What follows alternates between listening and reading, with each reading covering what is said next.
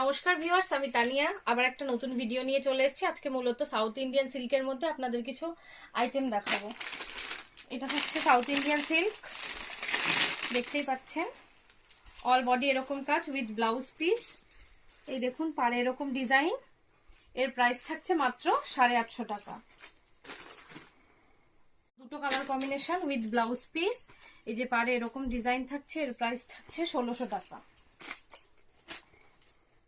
এই দেখুন একদম ইউনিক আর সুন্দর দুর্দান্ত কালেকশন, দেখতেই পাচ্ছেন।